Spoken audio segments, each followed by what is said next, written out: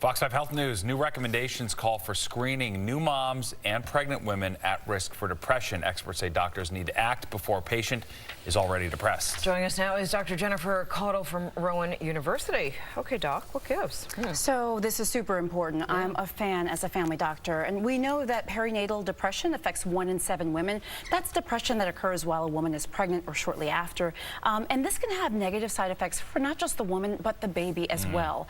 The idea here is let's screen for depression in these women before they become depressed. Right. That's the idea. Let's not just look for it when it's there. Let's try to figure out if they're at risk for having it, and then refer women to counseling. So that's really what this recommendation is about, is looking for women who may have had a history of depression or anxiety, who may have life situations, socioeconomic factors, other hardships or life situations that may make them more likely to get or have depression, and then to refer them to counseling, which I think is a good idea. Yeah, I think that some women may say that they never experienced this before in their life, had no idea, and then all of a sudden you have this major life change. Oh my gosh, and it's not small at all, and that's why I say, symptoms of depression. Sometimes women feel sad, a decreased interest, guilt, lack of concentration, sometimes even suicidal thoughts. I say this to any woman who's out there, pregnant or not, quite honestly, but if you're feeling those symptoms, it really is important to get help.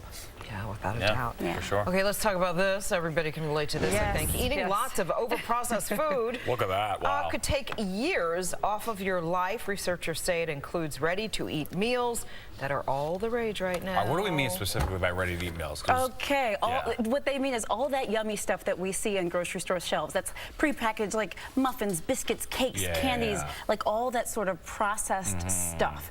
Stuff that you're not making in your own kitchen. And the idea, and I have to say I'm not entirely surprised, this was an observational study that was done over almost 45,000 people, showed that the increase in processed food intake also increased all-cause mortality.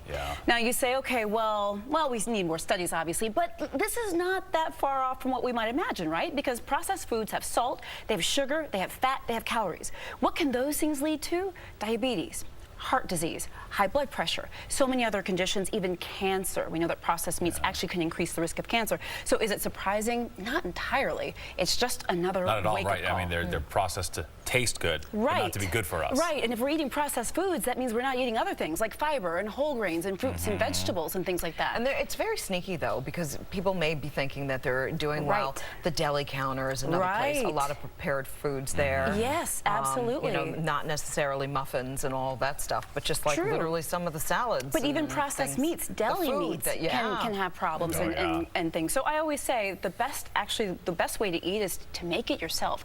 Eat whole, fresh foods and make your foods yourself as much as you can. It's all about meal prep, right? Yes. Get ahead of it. All right, doctor. Thank you. We appreciate it. Thank you very much. And of course, tonight is one of those nights where you